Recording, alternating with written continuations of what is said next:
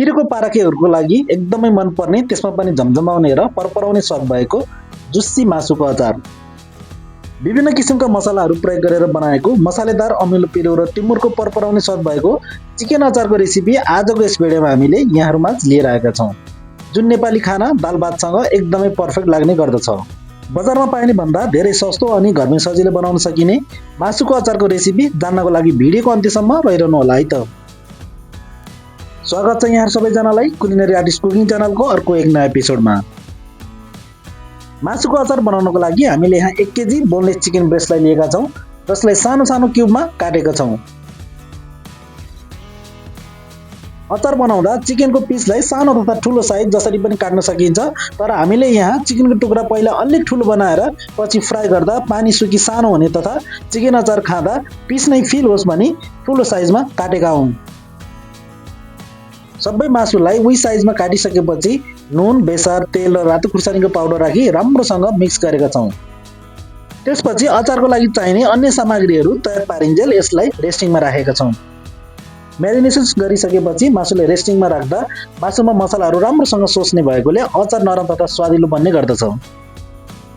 त्यसपछि अदुवा लसुनलाई पनि पिल गरी सानो सानो साइजमा नै काटेका छौँ। त्यसपछि रातो खुर्सानीलाई पनि लगभग उस्तै साइजमा काटेका छौँ। अलि पिरो अचार बनाउन लागेको हुनाले हामीले यहाँ पिरो तथा धेरै खुर्सानी लिएका छौँ। अचारमा मिक्स गर्नको लागि चाहिने मसलाहरू जस्तै होल धनिया, जिरा, थोरै मेथी, ज्वानो, मिठा सुप र मुङ्ग्रेलोलाई लिएका छौँ। त्यसपछि मन्द आँचमा कराईमा मसलाहरूलाई राखी मिक्स गरी हल्का ब्राउन नभइन्जेल चलाएका छौँ। मसलाहरूलाई धेरै बेर भुट्दा तितो हुने साथै नभुटी ब्लेन्ड गर्दा काँचो रहने हुनाले हल्का ब्राउन गर्नुपर्दछ। त्यसपछि मसलाहरूलाई चिसो बनाई हल्का खस्रो हुने गरी पाउडर बनाएका छौँ। त्यस्तै गरी टिमुरलाई पनि हल्का रोस्ट गरेर खस्रो पाउडर बनाएर राखेका छौँ। टिमुरको स्वाद भएको मासुको अचार नै रेसिपी भएको हुनाले यहाँ हामीले अलि धेरै टिमुरको प्रयोग गरेका छौँ।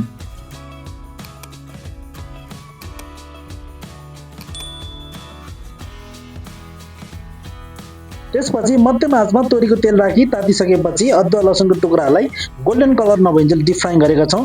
धेरै डिप फ्राइङ भए स्वाद तितो हुने हुनाले मध्यम आँचमा यसलाई फ्राइङ गर्नुपर्दछ। अदुवा लसुनमा भएको काँचो गन्ध हटाउन, भित्रको मोइस्चर हटाउन डिप फ्राइङ गर्नुपर्दछ।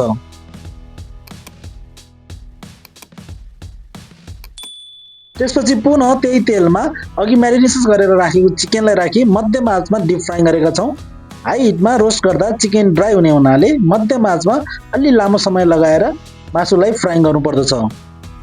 यसरी चिकनलाई पकाउँदा चिकनको पिस बाहिर क्रिस्पी र भित्र जुसी हुने गर्दछ। नेपाली स्टाइलमा बनाएको अचारको धेरै रेसिपीहरू मध्ये मुलाको अचार, अकबरी खुर्सानीको अचार, गार्लिकको अचार, लप्सीको अचार कसरी बनाउने जान्न चाहनुहुन्छ भने माथि दिएको लिङ्क वा मेरो पुरानो भिडियोहरू क्लिक गरी हेर्नु होला है त। ल हेर्नुहोस् त, हामीले चिकनलाई सबै फ्राइङ भइसकेपछि यतिको भएको छ र चिकन एकदमै नरम र जुसी पनि भएको छ। त्यसपछि हामीले पुनः कराईमा मध्यम आँचमा तातेको तेलमा पुनः मेथी राखी फुराई सुकेको रातो खुर्सानी र सेतो तिललाई राखी हल्का चलाई अघि पिसेर राखेको मसला पाउडरलाई राखी राम्रोसँग मिक्स गरेका छौँ। यो स्टेजमा पनि रातो खुर्सानीलाई पड्काइसकेपछि मसलाहरूलाई राखी पकाउँदा मध्यम आँच नै प्रयोग गर्नुपर्दछ। यदि हाई भए मसलाहरू डढ्न सक्ने भएकोले विशेष ख्याल गर्नुपर्दछ। नेपाली स्टाइलको अचारको रेसिपीहरू होटल तथा रेस्टुरेन्ट स्टाइलमा बनाइने एपिटाइजर, सुप, सालेड, मेन कोर्सको छुट्टा छुट्टै डिसहरू कसरी बनाइन्छ जान्न चाहनुहुन्छ भने अथवा घरमै पनि बनाउन चाहनुहुन्छ भने मेरो पुरानो भिडियोहरू क्लिक गरी हेर्नु होला है त। मसलाहरूलाई राखी राम्रोसँग चलाइसकेपछि चिकन, अदुवा लसुनको टुक्रालाई राखी मिक्स गरेका छौँ र सबै इन्ग्रिडियन्ट्सहरूलाई पहिले नै पाकिसकेको हुनाले यसमा धेरै बेर पकाइराख्नु पर्दैन।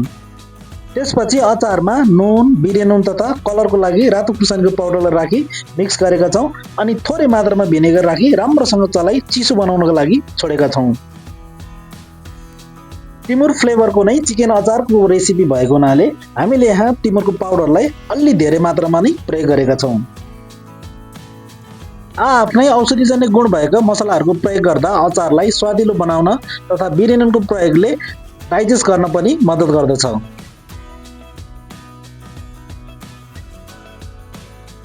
ल हेर्नुहोस् त टिमुरको स्वाद भएको पिरो चिकन अचार तयार भइसकेको छ र मैले चलाउँदा फ्लेभर यति मिठो आएको छ कि कुरै नगरौँ। अचार लामो समय प्रिजर्भ गरेर राख्नको लागि हामीले यहाँ सानो सानो सिसाको बोतलको प्रयोग गरेका छौँ। बिर्को बारम्बार ओपन गर्दा अथवा डबल डिप गर्दा अचार बिग्रन सक्ने भएकोले सानो सानो बोतलको प्रयोग गर्नुपर्दछ। खास गरी यसरी फर्मेन्टेसन गरेर बनाएको अचार लामो समय प्रिजर्भ गरेर राख्नको लागि बनाए तापनि यति मिठो अचार चाँडै नै सिद्धिने भएकोले भविष्यको चिन्ता नगरी वर्तमानमा नै रमाउनु होला, साथै स्वस्थ रहनु होला, मस्त रहनु होला। यहाँहरूको फेभरेट अचारको रेसिपी कुन हो कमेन्ट बक्समा कमेन्ट गरिदिनु हुन अनुरोध गर्दछु। साथै आजको भिडियो यहाँहरूलाई कस्तो लाग्यो कमेन्ट बक्समा कमेन्ट गरिदिनु होला।